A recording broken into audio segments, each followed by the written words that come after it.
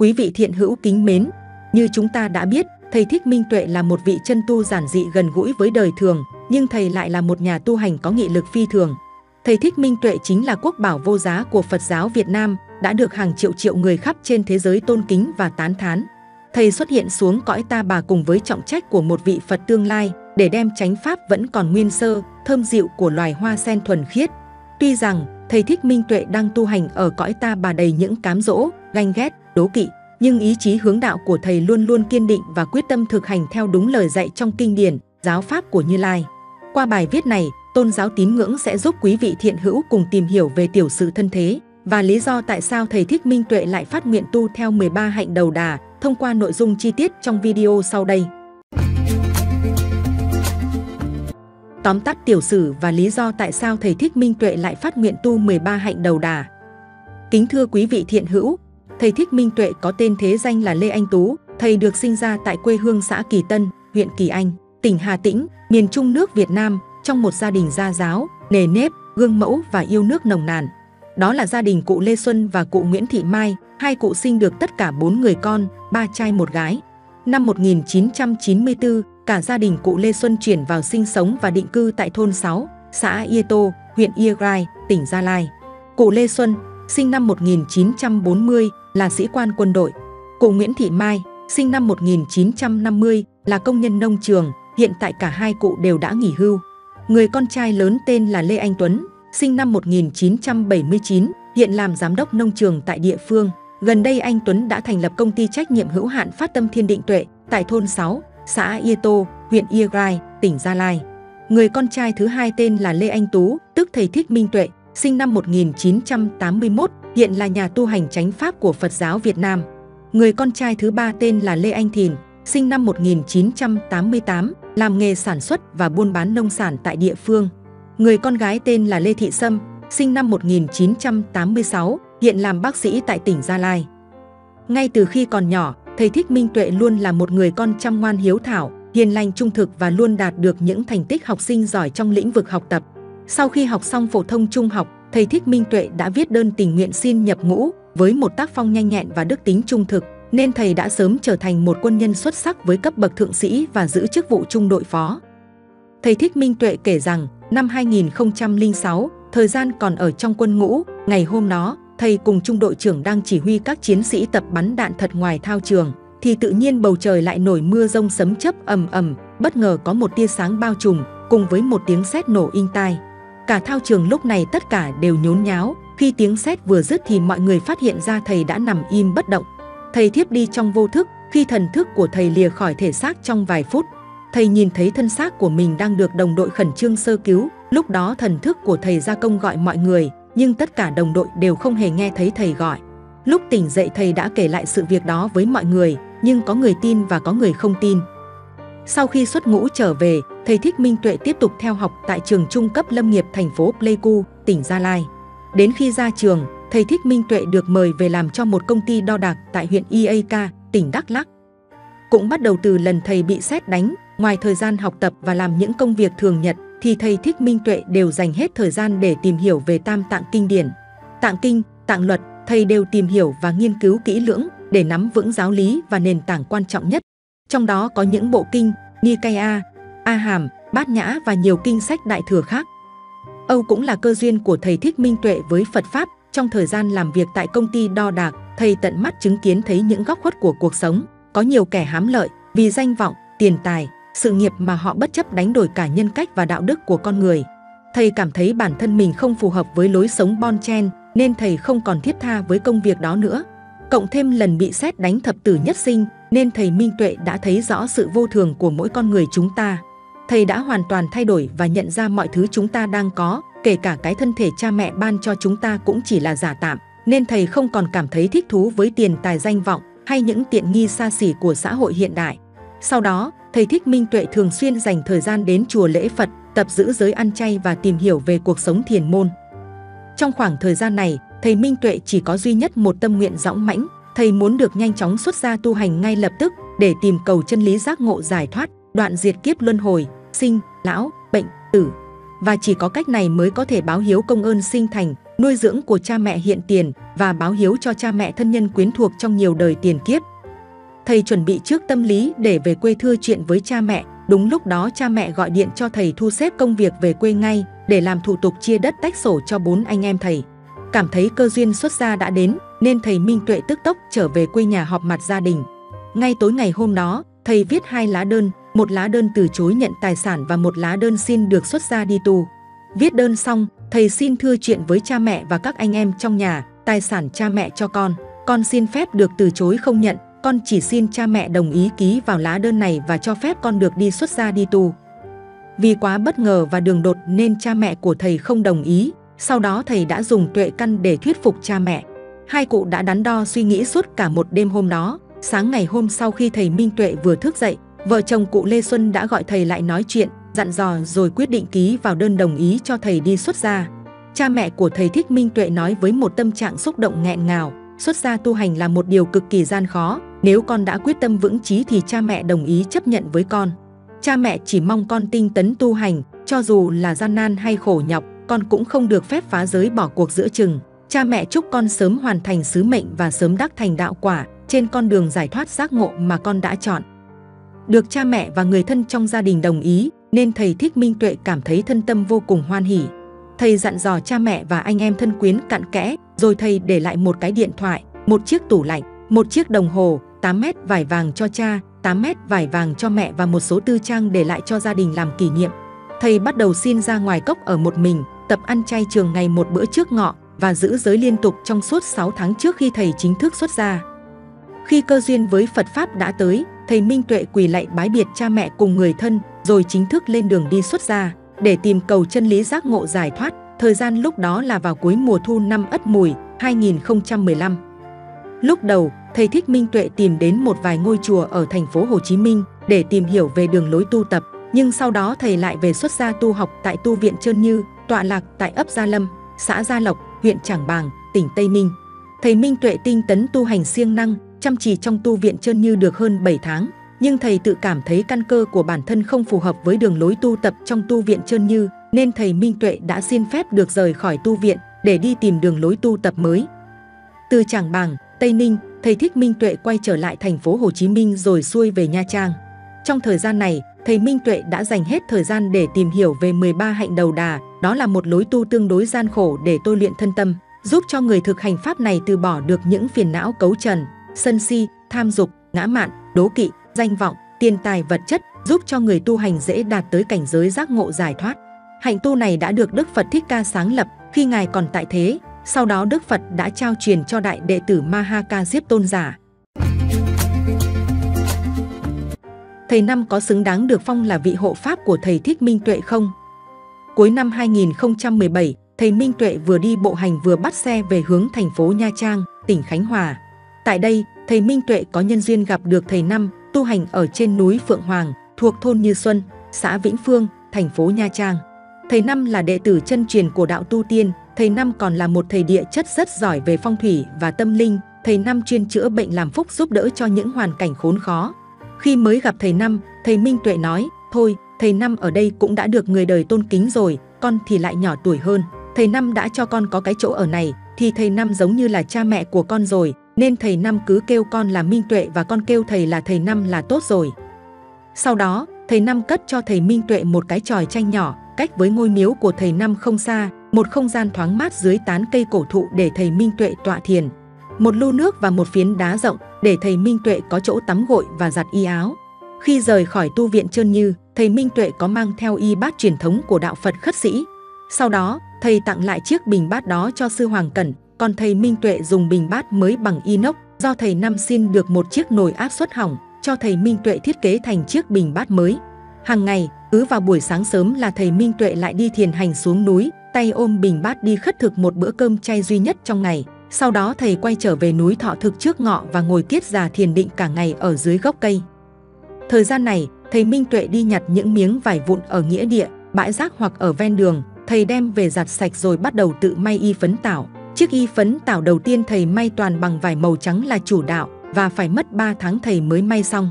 Sau đó chiếc bình bát inox của thầy bị mất không rõ lý do nên thầy đã xin thùng sơn nhựa để thiết kế một chiếc bình bát mới.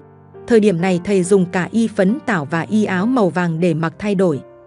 Một thời gian sau, thầy Năm đã giới thiệu cho thầy Minh Tuệ tìm đến một hốc đá trên núi Sạn, được tọa lạc tại trên địa phận của 3 phường là phường Vĩnh Phước, phường Vĩnh Hải và phường Ngọc Hiệp, phía bắc thành phố Nha Trang. Tại núi Sạn, thầy Minh Tuệ sống độc cư, hàng ngày thầy ôm bình bát xuống núi đi thiền hành khất thực một bữa cơm chay vào mỗi buổi sáng sớm. Thầy ẩn tu trên núi Sạn được một thời gian, thì thầy Minh Tuệ bắt đầu xuống núi đi bộ hành. Lúc đầu, thầy đi bộ hành và kết hợp bắt xe khách đi nhờ, những khi thầy cảm thấy mệt mỏi, hành trình từ Nha Trang vào thành phố Hồ Chí Minh rồi ngược lại. Tại sao thầy Thích Minh Tuệ lại phát nguyện đi bộ hành cả cuộc đời? Năm 2018, trong một lần thầy Thích Minh Tuệ đi bộ hành từ thành phố Hồ Chí Minh trở về Nha Trang, tự nhiên hôm đó thầy cảm thấy mệt mỏi trong người, nên thầy đã vẫy xe khách lại hỏi đi nhờ, nhưng vì hàng ngày thầy Minh Tuệ chỉ khất thực một bữa cơm chay duy nhất trong ngày, chứ thầy không nhận tiền của bất kỳ ai nên thầy không có tiền. Nhà xe dừng lại hỏi một câu rất vô tư, thế thầy về đâu, thầy có tiền không? Thầy Minh Tuệ chắp tay niệm Phật hiệu A Di Đà Phật, rồi nở nụ cười hoan hỉ nhẹ nhàng đáp, dạ con muốn đi nhờ xe về thành phố Nha Trang, nhưng con không có tiền. Nhà xe liền vội vàng từ chối không cho thầy đi nhờ rồi đóng cửa xe lại. Thầy tiếp tục đi bộ hành được một đoạn lộ trình dài, thầy dừng lại hỏi đi nhờ chiếc xe khách thứ hai, lần này nhà xe cũng hỏi thầy có tiền không. Thầy Minh Tuệ vẫn tươi cười khiêm cung nhẹ nhàng niệm Phật hiệu rồi trả lời, dạ, con không có tiền. Nhà xe vội vàng lên tiếng từ chối, rồi đóng cửa xe lại không cho thầy đi nhờ. Thầy Thích Minh Tuệ chắp tay niệm Phật hiệu A Di Đà Phật, chúc nguyện cho các bác tài luôn được bình an hạnh phúc rồi tiếp tục hành trình.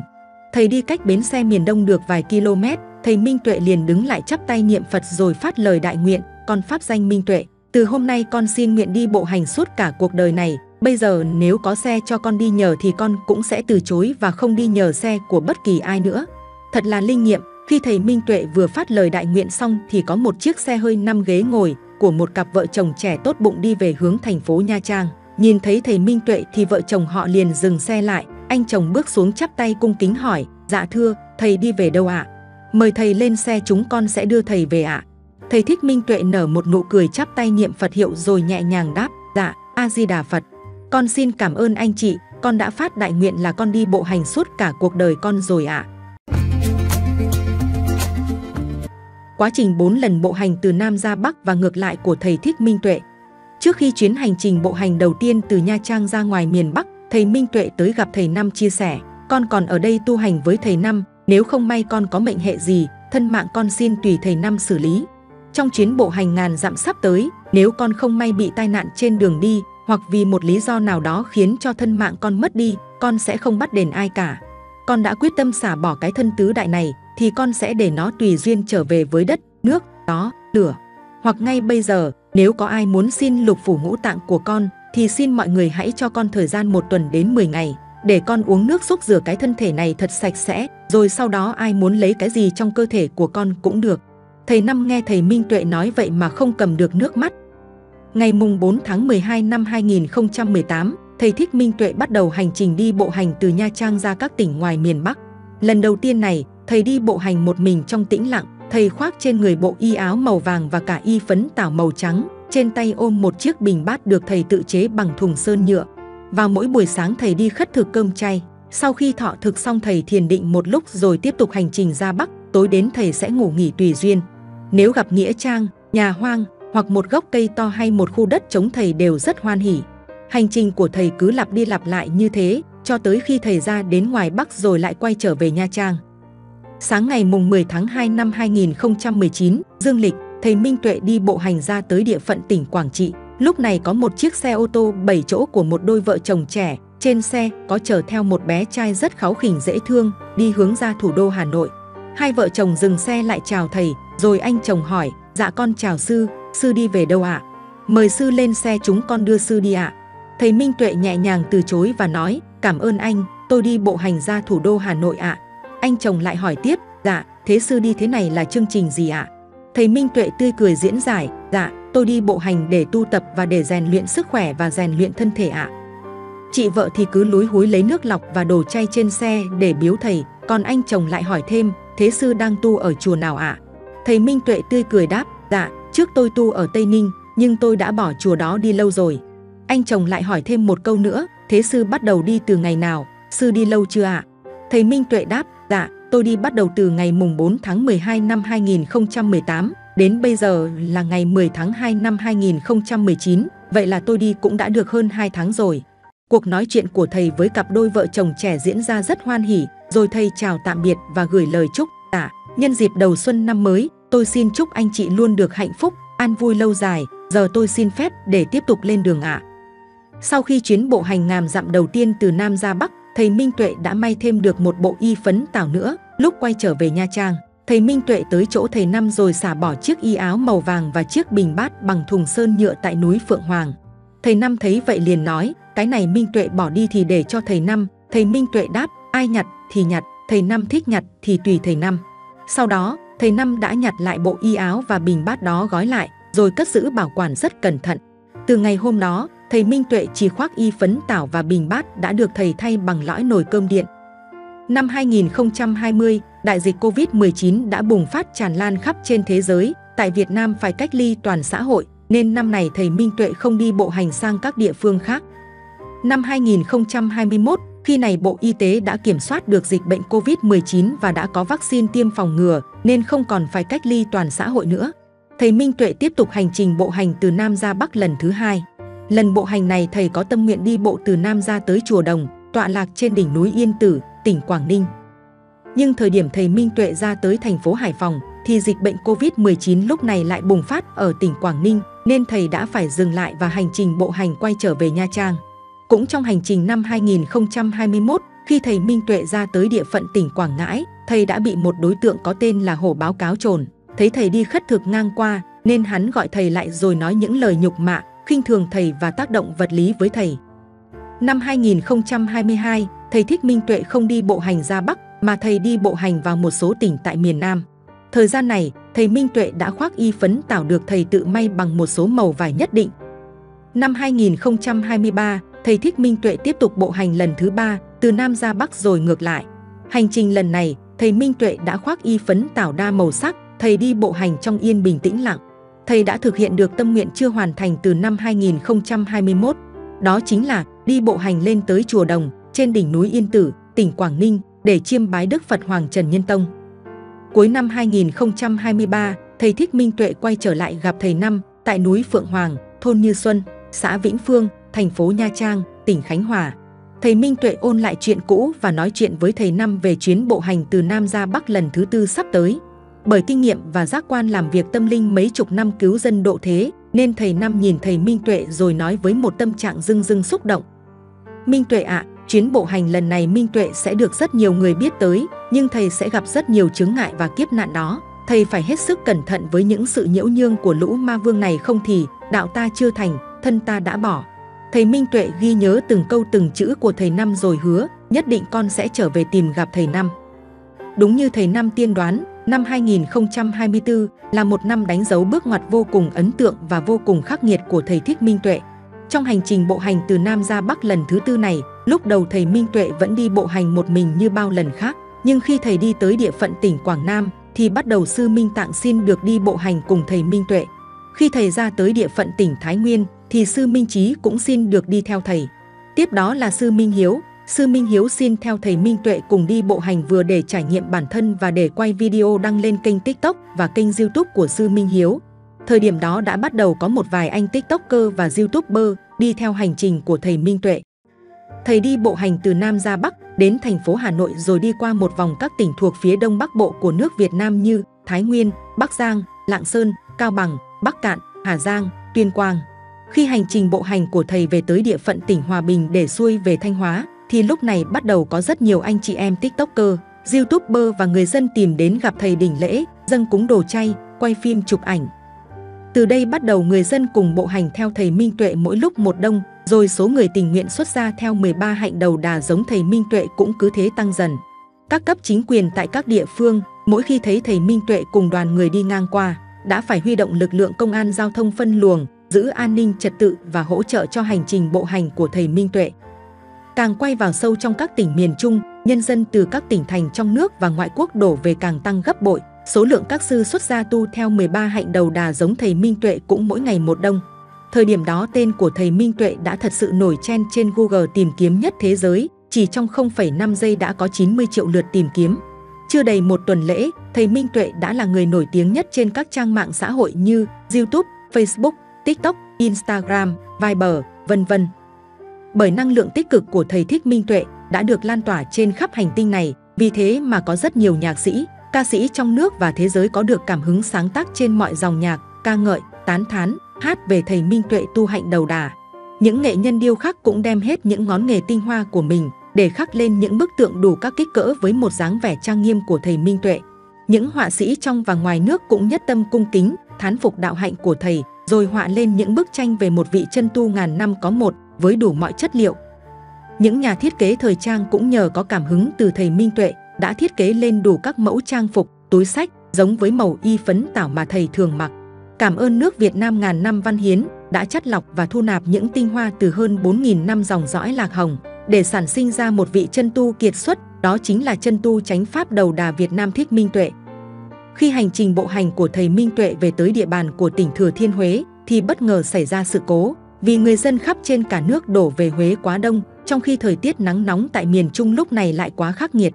Để bảo đảm sức khỏe và giữ an toàn cho thầy Minh Tuệ cùng các bạn đồng tu, cho nên, đêm ngày mùng 2 tháng 6 năm 2024, cơ quan chức năng và chính quyền sở tại đã âm thầm hành động, tách thầy Minh Tuệ và các bạn đồng tu mỗi người một nơi, về tu tập tại địa phương của mình.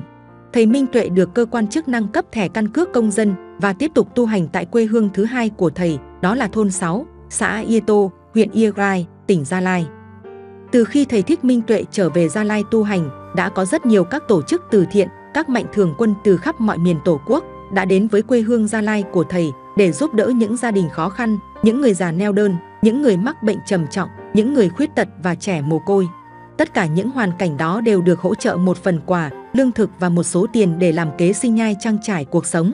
Đó chính là những phước báu của thầy Thích Minh Tuệ đang ngày đêm xả thân tu hành để cho nhân dân địa phương cùng được hưởng những quả lành mà thầy đã gieo hạt. Thầy Thích Minh Tuệ tu hành ở quê hương Gia Lai một thời gian, đến trung tuần tháng 7 năm 2024, thầy đã trở về Nha Trang. Thầy không quay về cốc trên núi Sạn mà thầy Minh Tuệ đến núi Phượng Hoàng, tại thôn Như Xuân, xã Vĩnh Phương, thành phố Nha Trang, tỉnh Khánh Hòa. Theo lời mời của thầy Năm và cũng là thực hiện lời hứa của thầy Minh Tuệ với thầy Năm trước đó. Chưa bao giờ người dân chúng con lại có thể tự biết phân biệt tránh tà rõ ràng như lúc này. Thầy Thích Minh Tuệ chỉ xuất hiện trong một thời gian ngắn ngủi, nhưng thầy đã giúp cho người dân đủ mọi tầng lớp trong xã hội biết thức tỉnh và ngộ ra được rất nhiều điều phải trái. Thầy Thích Minh Tuệ đã đem nguồn ánh sáng Phật Pháp vô cùng thuần khiết, soi rọi đến tất cả những nơi sâu thẳm tối tăm nhất của ba miền đất nước. Thầy Minh Tuệ đã giúp cho những người dân chúng con biết thế nào là năm giới của nhà Phật, biết xả bỏ bớt dần tham, sân, si của bản thân, bớt đuổi theo danh vọng và tiền tài vật chất. Cho dù cuộc sống đời thường của mỗi cá nhân chúng ta vẫn còn nhiều những khó khăn vất vả, nhưng mỗi khi nhìn vào tấm gương đức hạnh của thầy, chúng con lại cảm thấy trong tâm an lạc hơn, hài lòng với bản thân và cuộc sống hiện tại hơn. Chúng con biết quan tâm và chia sẻ đến những mảnh đời thiếu may mắn nhiều hơn, biết cho đi là sẽ nhận lại được nhiều niềm vui trong cuộc sống. Lần đầu tiên trong đời chúng con được chứng kiến tận mắt thế nào là pháp tu khổ hạnh, chỉ là một bữa cơm chay đạm bạc, nhưng thầy lại thọ nhận một cách rất hoan hỉ, đã mang lại cho chúng con niềm hạnh phúc và xúc động nghẹn ngào. Thầy Thích Minh Tuệ luôn chúc cho tất cả mọi người trên hành tinh này đều được an vui hạnh phúc. Thầy chính là một vị Phật tương lai xuất thế, để chỉ cho chúng con biết đâu mới là con đường chánh đạo, để chúng con tự mình bước đi, tự mình thực hành và tự mình giác ngộ giải thoát trong chính cuộc sống này. Nội dung video trên kênh Tôn giáo Tín ngưỡng đến đây xin phép được khép lại. Nếu thấy video hay xin các bạn hãy nhấn like, bình luận và chia sẻ để lan tỏa nội dung video này tới cộng đồng. Quý vị và các bạn nhấn đăng ký kênh và nhấp vào biểu tượng chuông dưới góc phải màn hình để nhận được thông báo những video tải lên mới nhất. Cảm ơn quý vị và các bạn.